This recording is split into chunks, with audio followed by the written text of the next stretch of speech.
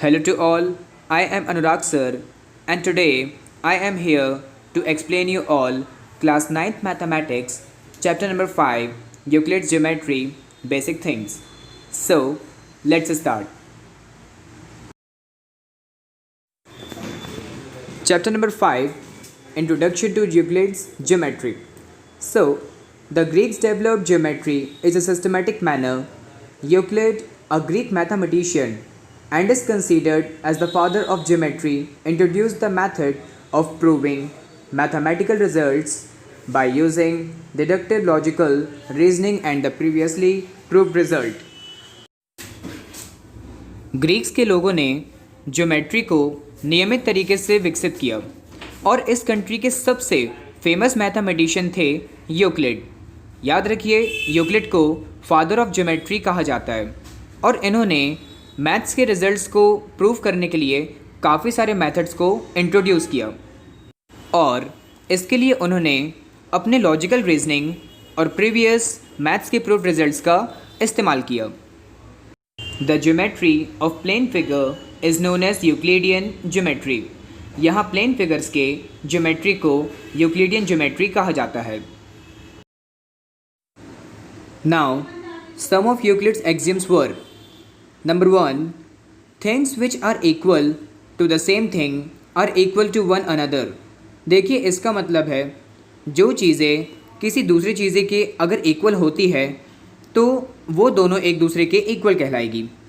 Suppose A B के equal है और बी सी के इक्वल है, इसका मतलब ए भी सी के इक्वल होगा, यानी ये तीनों ही एक दूसरे के इक्वल कहलाएंगे। Number 2. If equals are added to equals then the wholes are equal. देखिए, इसका मतलब है अगर आप एक नंबर को दूसरे नंबर में ऐड करते हो तो उनका जो टोटल आएगा वो उन्हीं नंबर्स के एडिशन के इक्वल कहलाएगा। Number 3. If equals are subtracted from equals then the remainders are equal.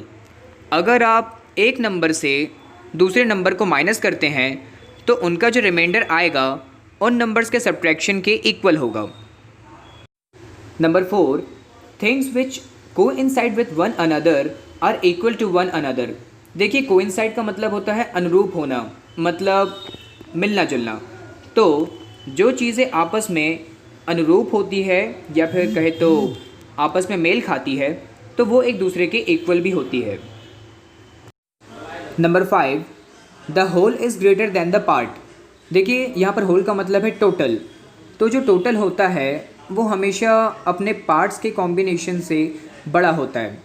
Suppose यहाँ पर आपके दो पार्ट्स हैं 9 और 3, तो 9 और 3 को ऐड करने पर आपका जो 12 बनेगा, तो 12 आपका होल है यानी कि टोटल। तो वो आपके दोनों पार्ट सेपरेटली यानी कि 9 और 3 दोनों से बड़ा है। Number 6. Things which are double of the same things are equal to one another. देखिए, इसको बहुत ध्यान से समझिएगा। जो चीज़ें एक दूसरे के डबल होती है वो भी एक दूसरे के इक्वल कहलाती है। Example you all can see, if 2x is equals to 2y then x is equals to y। देखिए, इसका मतलब है x और y दोनों एक दूसरे के जस्ट डबल हैं, तो उनका डबल एक दूसरे से कैंसिल होने के बाद x is equals to y बचेगा। Number 7. Things which are halves of the same things are equal to one another. For example, if half x is equals to half y, then x is equals to y. देखिए, जैसे 6 point में double के लिए ये चीज़ यहाँ पर fit बैठ रही थी, वही आपका 7th नंबर में भी है।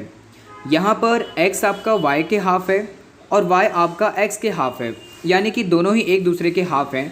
तो दोनों के हाफ को कैंसिल आउट करने के बाद आपके पास कंडीशन बचेगी x is equals to y।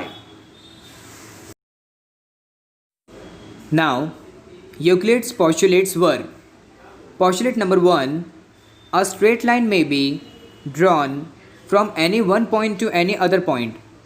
It means आप एक सीधी रेखा बना सकते हैं एक पॉइंट से लेकर दूसरे पॉइंट तक। Postulate number 2.